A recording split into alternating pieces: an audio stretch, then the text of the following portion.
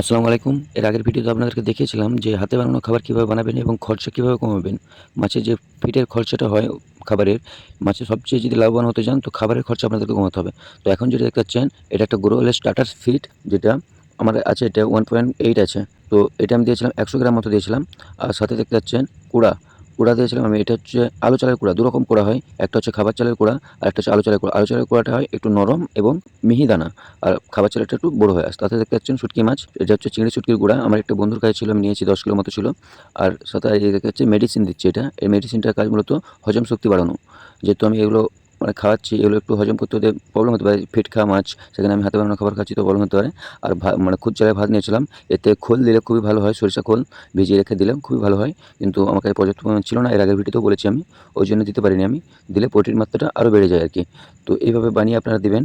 তো এটাতে মানে খাদ্য খরচা প্রচুরই কমে যায়। আর আপনাদেরকে ১ কিলো খাবার বানানোর হিসাব দিই আমি। তো এখানে আমি ৩০০ গ্রাম মতো কুড়া নিয়েছিলাম, আর ৩০০ গ্রাম মতো শুটকির গুঁড়া নিয়েছিলাম, আর ৩০০ গ্রাম মতো আমি খুদ চালের ভাত নিয়েছিলাম।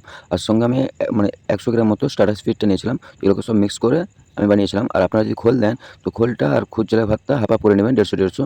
এভাবে বানিয়ে খাওয়াবেন, দেখবেন মাছ খুব সুন্দর খাচ্ছে। তো আমার জন্য দোয়া করবেন। আসসালামু আলাইকুম।